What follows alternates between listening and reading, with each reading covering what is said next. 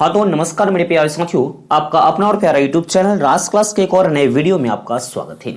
इस वीडियो में हम बात करेंगे बिहार बोर्ड जो क्लास 10th के जो विद्यार्थी हैं उन्हीं के लिए इस वीडियो में हम बात करेंगे मैथमेटिक्स का यानी गणित का एक चैप्टर आता है, चैप्टर 3 है। जो चैप्टर का नाम क्या है, दो चर वाले रैखिक समीकरण युग्म है। उसी चैप्टर के हम कुछ बेसिक नॉलेज आपको देने वाले हैं। इसमें कुछ उसके फॉर्मूला के बारे में मैं आपको समझाने वाला हूं मेरे दोस्त। ये वीडियो आपके लिए सबसे ज्यादा महत्वपूर्ण होगा। अगर जो आपको यह चैप्टर दो चर वाले रैखिक समीकरण में प्रश्न बनाने में अगर जो आपको दिक्कत तकलीफ ज्यादा हो रही है मेरे दोस्त, इस वीडियो को, इस फॉर्मूला वाली वीडियो को अगर जो आप देख लेते हैं तो मैं आपको पूर्ण विश्वास दिलाता हूं कि आपका 80% जो समस्या है इस वीडियो को देखने से आपकी वह समस्या को खत्म हो जाएगी मेरे दोस्त। इसलिए मैं बार बार रिक्वेस्ट करता हूं कि इस तरह के वीडियो जैसे ही हम डालें वैसे आप लोग जरूर से जरूर देखिएगा, क्योंकि आप ही के लिए वीडियो हम बनाते हैं। बहुत बेनिफिट वीडियो यह आपके लिए है मेरे दोस्त। तो पहले इसकी इसकी डिफिनेशन, इसकी परिभाषा को समझ लेते हैं। क्या होता है दो चर वाले रैखिक समीकरण, किसे कहते हैं, क्या होता है, उसके बारे में समझिए। तो वैसे समीकरण जिसमें दो भिन्न चर हो। दो भिन्न चर कहने का मतलब कि एक्स वाई हो, वाई जेड हो, यू भी हो, कोई दो चर हो, तथा चर का घात केवल एक हो। यानी दो चर हो लेकिन चर का घात केवल एक होगा, उसी को हम लोग दो चर वाले रैखिक समीकरण कहते हैं। अब यहां पर आता है मेरे दोस्त, जो दो चर वाले रैखिक समीकरण जो युग्म है इसको हल करने की विधियां हैं। तो जो आपकी क्लास 10th में है कुछ चार ही विधियां इसमें पढ़नी है। पहला जो क्या होता है ग्राफीय विधि, जो हम लोग इसमें ग्राफ को ड्रॉ करते हैं, क्योंकि आपके एग्जाम में, बोर्ड एग्जाम में आपके 5 नंबर की प्रश्न पूछते हैं ग्राफीय रूप में निरूपित कीजिए या ग्राफीय रूप से इसको हल कीजिए। पहला नियम होता है वो। दूसरा नियम को हम लोग कहते हैं लुप्तीकरण या विलोपन विधि, ठीक है। तीसरा को हम लोग कहते हैं प्रतिस्थापन, जिसका इंग्लिश नाम है सब्स्टिट्यूशन मेथड। और लास्ट नंबर आ जाता है व्रज गुणन विधि, क्रॉस मल्टीप्लिकेशन मेथड। ये सभी जो चार विधियां हैं, इसी विधिया से आपके बोर्ड एग्जाम में प्रश्न को पूछते हैं। और सबसे ज्यादा एक तो ये कंफर्म रहता है ग्राफीय विधि से एक 5 नंबर वाला जो प्रश्न है, आपके प्रश्न के सबसे लास्ट नंबर जो प्रश्न के आसपास वो प्रश्न रहता है जिसको लिखा रहेगा कि ग्राफीय विधि से हल करे, और दो समीकरण वहां पे आपको दिए रहते हैं मेरे दोस्त, ठीक है। उसके बाद अगर जब जो प्रश्न पूछते हैं, अगर जो उसको कह रहा है प्रश्न में कि इसे हल करे या एक्स और वाई का मान निकाले, तो आप इसमें से किसी विधि को यूज कर सकते हैं, किसी तरीका से आप बना सकते हैं।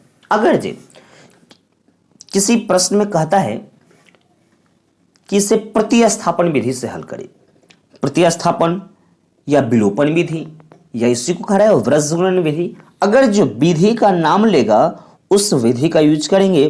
अगर जो किसी विधि का नाम प्रश्न में नहीं इंडिकेट किया गया है, नहीं लिखा गया है, तो हम किसी भी विधि से, किसी भी तरीका से उसको हम बना सकते हैं।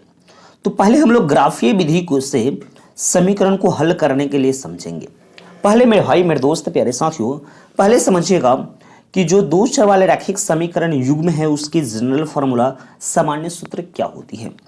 उसका जो सामान्य सूत्र होता है a1x plus b1y plus c1 is equal to 0, और दूसरा होता है a2x plus b2y plus c2 is equal to 0। यही दो जो समीकरण हैं, यह समीकरण जो है किसका सामान्य सूत्र है, तो दो चर वाले रैखिक समीकरण का सामान्य सूत्र है। आपको यह c को इस तरफ ला दिया रहे या इस बायां साइड रखे, उससे कोई दिक्कत वाली बात नहीं है। तो इसमें आपके प्रश्न कितने तरीका से पहले पूछते हैं उस चीज को समझिएगा। इसमें इस प्रश्न को 3 तरीका से पूछता है। कहता है क्या, बताइए कि समीकरण दिया रहेगा कि इसके कितने हल है, एक हल है, अनंत हल है, या हल संभव नहीं, क्या चीज है उसके बारे में बताइए। फिर दूसरा पूछता है कि इसमें बिंदु प्रतिच्छेद, जैसे कि यहां देखिए फर्स्ट नंबर क्या का है, a1/a2 बराबर नहीं है b1/b2 के। तो मेरे भाई, जब इस तरह का प्रश्न आपसे पूछेंगे तो आपको तीनों चीजों को निकालना होगा। किसको किसको उसमें से निकालना होगा, a1/a2 को निकाल लीजिए, फिर b1/b2 को निकाल लीजिए, फिर c1/c2, तीनों जो कंडीशन है, तीनों कंडीशन को वहां पे हमें लगाना है। अगर से तीनों बराबर नहीं है तो हमें सिर्फ दो ही को बराबर में नहीं लिखना है। इस तरह से अगर से तीनों संख्या अलग अलग आता है, अगर से a1/a2 का मान 2 आ जाता है, b1/b2 का मान 5 आ जाता है, c1/c2 का मान 5/4 आ जाता है, तो तीनों आपस में बराबर नहीं है, तो उस कंडीशन में हमें सिर्फ दो ही को लेना है। a1/a2 बराबर नहीं है b1/b2 के। इसके लिए तीन कंडीशन होते हैं मेरे भाई। पहला होता है कि रेखाएं प्रतिच्छेदित करेगी, निकाय का हल संगत होगा, केवल एक हल संभव है जिसको हम लोग कहते हैं कि अद्वितीय हल है। यानी एक प्रश्न को पूछने का तीन तरीका इसमें आपको दिया रहता है। जैसे कि एग्जांपल्स में हम एग्जांपल्स के थ्रू आपको समझाने का प्रयास करेंगे। यहाँ लिखा हुआ है 2x + 8y = 6, 5x + 8y = 9। पहले हम a1/a2 निकाले हैं 2/5, b1/b2 निकाले हैं 1, c1/c2 निकाले हैं -2/3। इसमें तीनों बराबर नहीं है, इसीलिए हम यहाँ पे दो ही को लिए हैं। a1/a2 बराबर नहीं है b1/b2 के, अर्थात जो 2/5 हुआ 1 के बराबर नहीं है। इससे तीन तरह के प्रश्न पूछते हैं, तो आंसर क्या हो सकता है? रेखाएं प्रतिच्छेदित करेगी, हल संगत है और केवल एक हल संभव है। ठीक है मेरे भाई, ये चीज आपको आ रहे होंगे समझ में। ठीक है, फिर स्थिति नंबर दूसरा, अगर से a1/a2 बराबर है b1/b2 के और c1/c2 के बराबर नहीं होगा तो क्या चीज होगा? रेखाएं क्या होगा? समांतर होगी, निकाय का हल असंगत होगा, हल संभव यहाँ पर नहीं होगा। इसके लिए एग्जांपल्स को समझिएगा। जैसे यहाँ पे हम लोग यहाँ पे निकाले हुए हैं a1/a2 का मान 1/2, b1/b2 का ही मान 1/2, c1/c2 का मान -6/7 है। तो हम लिख सकते हैं कि a1/a2 बराबर है किसके? b1/b2 के, और बराबर नहीं किसके? c1/c2 के।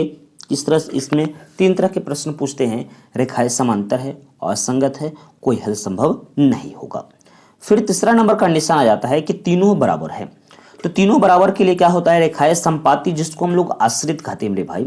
दूसरा होता है निकाय का हल संगत होगा, तीसरा होता है अनेक हल होंगे। इससे एग्जांपल्स को आप समझ लीजिएगा। अब इस चीज को एक शॉर्ट रूप में मैं आपको शॉर्ट ट्रिक्स दे रहा हूं समझाने का।